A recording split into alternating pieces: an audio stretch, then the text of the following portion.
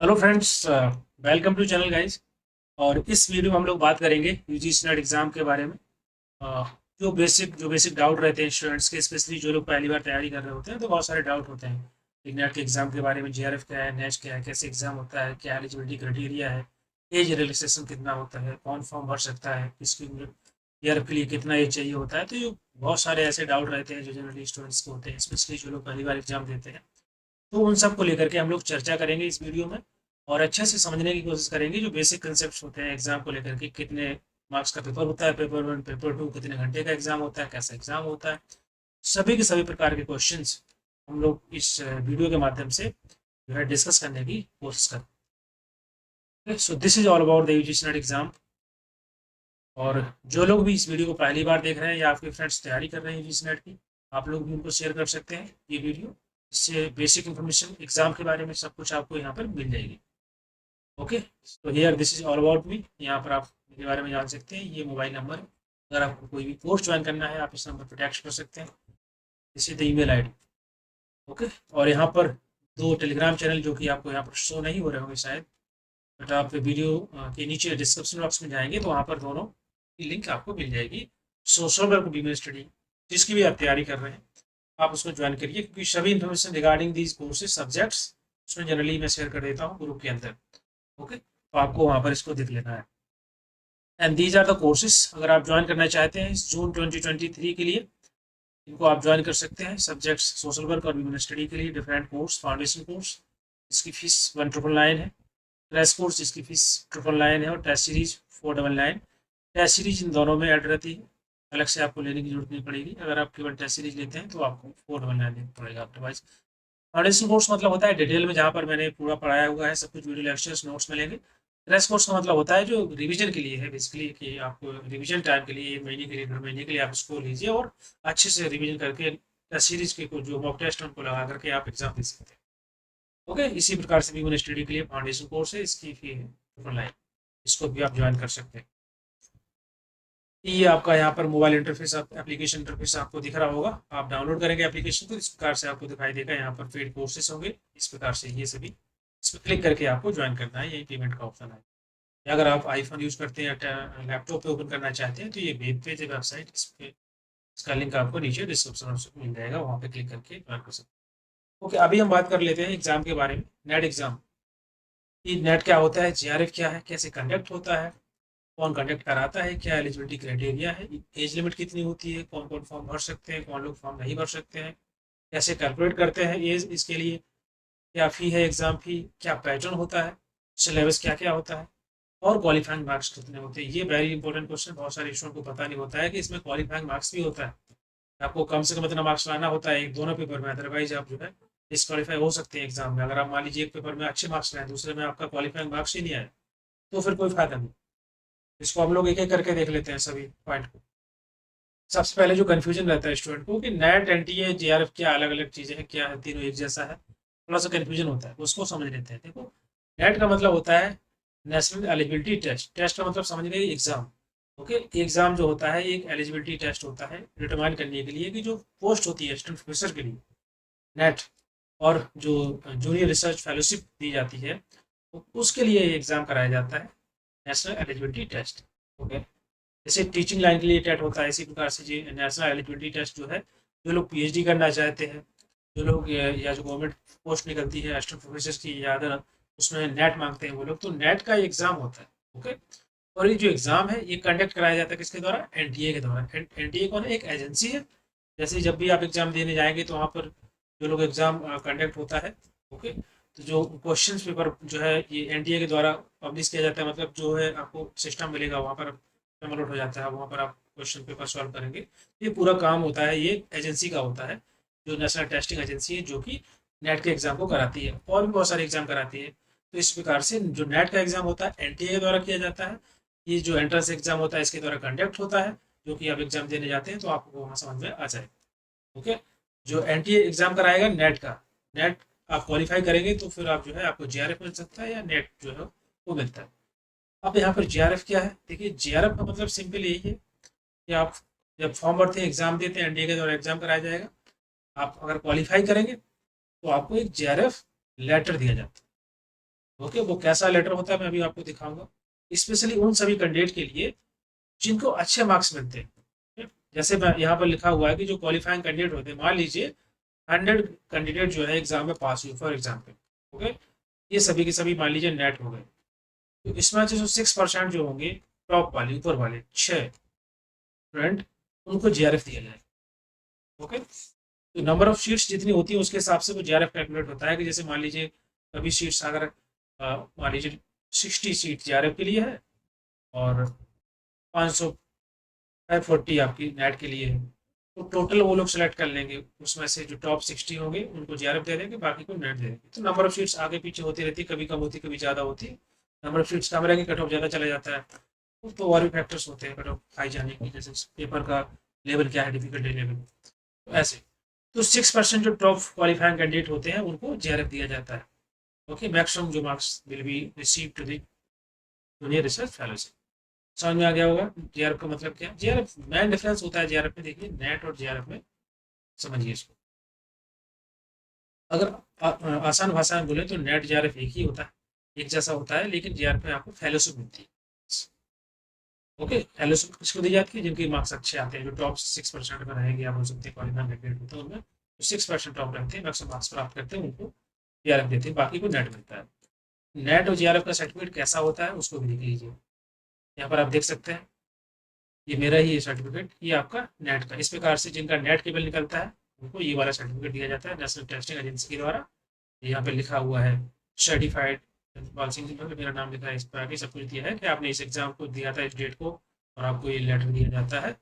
इसकी वैलिडिटी हमेशा के लिए रहती है। आपको बार बार, एक बार आपका नेट एग्जाम क्लियर हो गया तो आपको नेट एग्जाम के लिए दोबारा एग्जाम नहीं देना पड़ेगा, कि नेट सर्टिफिकेट प्राप्त करने के लिए आपको दोबारा एग्जाम नहीं देना पड़ेगा। जो लोग एग्जाम दोबारा देते हैं वो जीआरएफ के लिए देते हैं, कि ताकि जीआरएफ नहीं हुआ तो दोबारा ट्राई करेंगे। ठीक है, जैसे यहाँ पर देखिए आप कट ऑफ मार्क्स 2022 वाले जो साइकिल थी उसमें ये 208 मार्क्स थे जीआरएफ के लिए और 186 थे नेट के लिए। तो जितनी नंबर ऑफ सीट्स रहती है, टोटल सीट्स यहाँ पर नेट की है, टोटल सीट्स जीआरएफ की है, तो उसके हिसाब से अलॉटमेंट होता है जीआरएफ। तो जीआरएफ के लिए कम सीट्स रहता है, जो मैंने बताया। तो जिनका जीआरएफ हो जाता है उनको इस प्रकार से जीआरएफ अवार्ड लेटर दिया जाता है, या तो मेल के माध्यम से आ जाता है आजकल। तो इस प्रकार से ये नेट का आपका सर्टिफिकेट है और ये जीआरएफ का सर्टिफिकेट है। ये आपका इस प्रकार से नेट में मिलता है। शायद कलर चेंज हो गया, वो डिजाइन चेंज हो गया, ये पुराना है, 2019 का है मेरा। ठीक है, इसी प्रकार से दिया जाएगा, जीआरएफ का दिया रहता है इस प्रकार से। यहाँ पर लिखा रहता है कि आप इस प्रकार से इस फेलोशिप को अवेल कर सकते हैं, कैसे अप्लाई करना, वो सब चीज़ इसमें लिखा रहता है। ओके, ये इस ईयर का कट ऑफ मार्क्स क्लियर है। यहाँ तक नेट एनटीए और जीआरएफ क्लियर हो गया होगा, कैसे कैसे कैलकुलेट होता है, अच्छी चीज़। हम बात करेंगे क्वालिफाइंग एजुकेशन क्वालिफिकेशन की, कि कितना जो है इसमें एजुकेशन क्वालिफिकेशन चाहिए होती है ताकि आप यूजीसी नेट एग्जाम के लिए आप अप्लाई कर सकते हैं, आप एलिजिबल हैं या नहीं। देखिए, मास्टर्स डिग्री में जो आपके कम से कम 55% मार्क्स होनी चाहिए अगर आप जनरल कैटेगरी में आते हैं।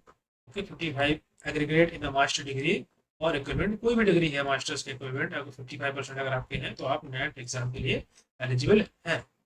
ओके, और साथ ही साथ जो पीजी फाइनल ईयर के स्टूडेंट होते हैं जिनका रिजल्ट नहीं आया होता है वो भी अप्लाई कर सकते हैं। अप्लाई तो कोई भी कर सकता है, लेकिन हाँ, अगर आपको आपका हो गया, जीआरएफ हो गया, नेट हो गया, तो फिर ये सभी चीज़ें देखी जाएंगी।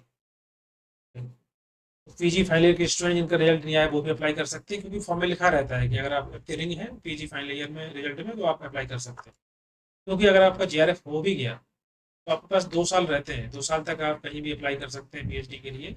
2 साल के बीच में आपको एडमिशन लेना होता है, तो टाइम काफ़ी दिया रहता है। तो इतना सोचना नहीं है, फॉर्म भर देना है, फर्स्ट ईयर में एक फॉर्म भर देना है और जीआरएफ क्लियर कर लेना। और S C S T OBC के लिए आपको 50% चाहिए होते हैं मार्क्स मास्टर्स डिग्री में, मतलब यहाँ पर थोड़ा सा रिलैक्सेशन है। Different category, transgender, PWD, OBC, S C S T. General के लिए, ईडब्ल्यूएस के लिए ये आपका 55% मार्क्सशीट। अब बात करेंगे एज लिमिट की, कौन कौन फॉर्म भर सकता है, कितनी उम्र होनी चाहिए। देखिए, नेट के लिए कोई एज लिमिट नहीं है, आप नेट का एग्जाम दे सकते हैं। एक बार हो गया नेट तो दोबारा देने की जरूरत नहीं है, हमेशा के लिए हो जाता है। हाँ, जीआरएफ के लिए जो लिमिट है, एज लिमिट, क्योंकि रिवाइज कर दी गई, that should not be more than 30 year. 30 year कब, जब एग्जाम हो रहा है, उस एग्जाम मंथ की जो पहली डेट होती है, जैसे मान लीजिए दिसंबर में एग्जाम हो रहा है, 15 दिसंबर, तो आपको कैलकुलेट करना है 1 दिसंबर से आपका जो डेट ऑफ बर्थ होगा उसकी कैलकुलेट कर लेना, ऑनलाइन डायरेक्ट आता है एज कैलकुलेटर, उससे आपको पता चल जाए कि आपकी उम्र कितनी है। 30 साल से ज़्यादा नहीं होनी चाहिए उस डेट को। यहाँ पे लिखा है not more than 30 year on the first day of the month in which examination is concluded. जब एग्जाम हो रहा है जिस मंथ में, उसके पहले दिन, पहला जो डेट होता है उससे कैलकुलेट करना है आपको कि 30 ईयर नहीं होना चाहिए, 30 से ज़्यादा नहीं होना चाहिए। क्लियर है? यहाँ तक क्लियर हो गया होगा। और जो डिफरेंट कैटेगरी है, जैसे कि मान लीजिए SC ST OBC PWD है, वीमन है, अदर कैटेगरी जो आती है उन सभी को 5 साल का रिलैक्सेशन होता है। ओके, या जिनके पास LLM डिग्री होती है उनको 3 साल का रिलैक्सेशन मिलता है, बाकी के 5 साल का। ओके, तो इस चीज़ का याद रखना है कि आपके 30 ईयर कब होना चाहिए, जब आप जब एग्जाम हो रहा है उस मंथ का पहला दिन, फर्स्ट जो डेट होगा उससे आपको कैलकुलेट करना है अपनी डेट ऑफ बर्थ, उसके बीच का जो समय है वो 30 साल से which is not more than 30। Okay, calculate कैसे करना होता है आप गूगल पे डालिएगा एज कैलकुलेटर, और ऊपर मांगेगा आपकी डेट ऑफ बर्थ और नीचे मांगेगा दूसरा नंबर, तो दूसरा नंबर ही डाल देना है जो आपका पहला दिन होगा उस महीने का जब एग्जाम हो रहा है, तो अपने आप बता देगा 30 ईयर हुआ कि नहीं हुआ। क्वालिफाइंग कट ऑफ मार्क्स की बात करें, ये बहुत महत्वपूर्ण है, इसको समझिए। देखो बहुत कंफ्यूजन रहता है कि सर कितना मार्क्स लाना होता है कम से कम। जैसे मान लीजिए पेपर 1 में आपके मार्क्स आ गए 90% और पेपर 2 में आपके मार्क्स आए हैं 39%, इसका मतलब आप फेल हो गए। सिंपल है ये, क्योंकि पेपर 2 या पेपर 1 किसी में भी आपके 40% मार्क्स चाहिए। आप पेपर 1 या पेपर 2 में कितना ही मार्क्स लाइए, 90% लाइए, 95% लाइए, इससे कुछ नहीं होने वाला अगर आप दोनों पेपर में क्वालिफाइंग नहीं करते हैं। तो दोनों में आपको 40% चाहिए। मतलब ये हुआ कि 50 क्वेश्चन रहते हैं आपके पेपर 1 में, पेपर 2 में आपके रहते हैं 100 क्वेश्चन। तो यहाँ पर कम से कम 40 क्वेश्चन सही होने चाहिए आपके, यहाँ कम से कम 20 क्वेश्चन सही होने ही होने चाहिए। यहाँ पर किसी प्रकार का कोई जो, हाँ लेकिन जो आप अगर SC ST कैटेगरी में है, OBC है, PWD है, ट्रांसजेंडर है, तो आपको 35% दोनों में लाना है। ओके, इस चीज़ को समझ लीजिए अच्छे से। मतलब पेपर 2 में आपको 35 क्वेश्चन करेक्ट होने चाहिए आपके, और इसी प्रकार से पेपर 1 में तो ऐसे कैलकुलेट कर लीजिए, कम हो जाएगा। इस चीज़ को याद रखना है।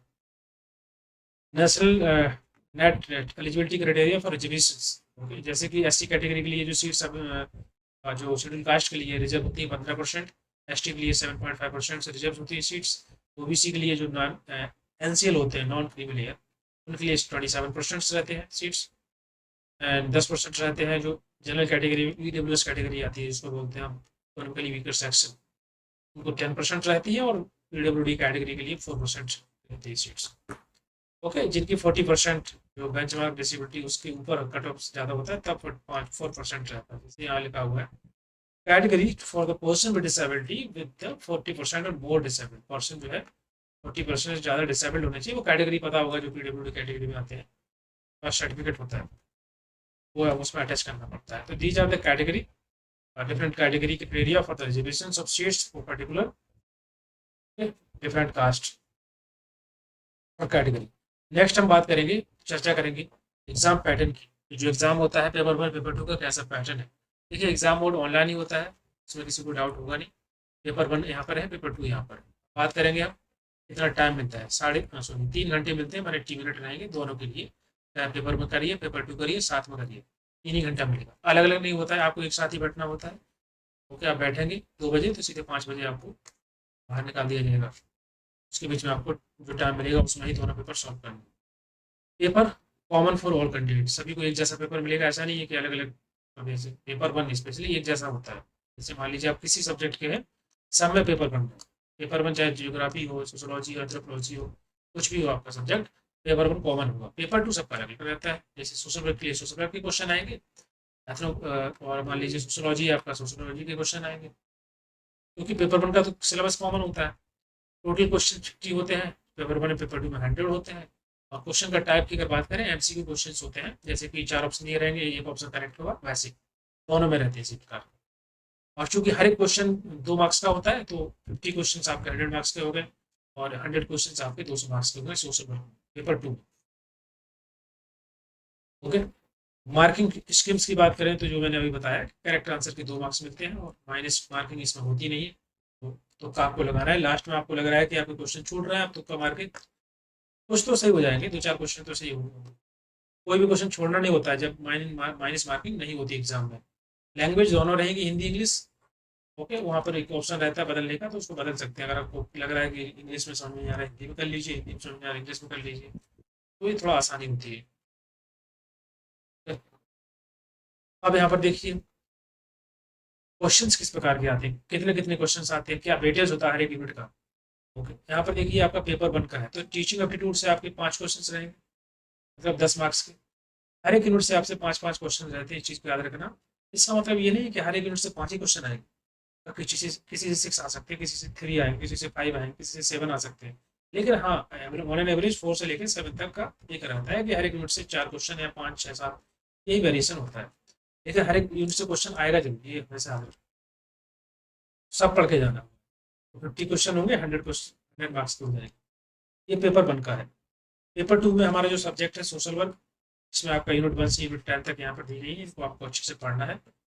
सभी के सभी यूनिट यहाँ पर, जैसे कि सोशल वर्क के बारे में कैसे विकसित हुआ, सोशल वर्क कैसे विकास हुआ डिफरेंट कंट्री में, कैसे इवॉल्व हुआ सोशल वर्क, सोसाइटी के बारे में पढ़ना होता है, ह्यूमन बिहेवियर क्या है, कम्युनिटी क्या होती है, बहुत सारी थ्योरी होती है ह्यूमन बिहेवियर को अंडरस्टैंड करने के लिए।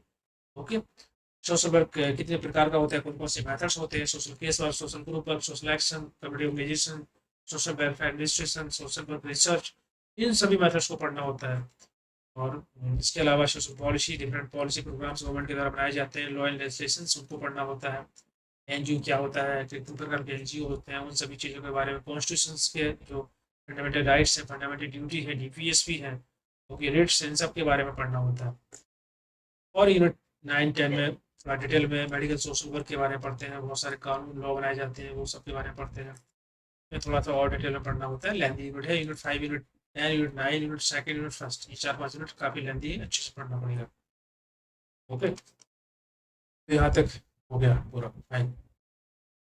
और इसको एक बार दोबारा देख लेना, कोई भी डाउट रहेगा कमेंट बॉक्स में लिख देना कि सर ये समझ में नहीं आया, क्या बोल दिया आपने, उसको मैं दोबारा एक्सप्लेन कर दूंगा। ओके, इस प्रकार के आपको लेटर मिलेंगे, अवार्ड लेटर, नेट का है, जेआरएफ का है।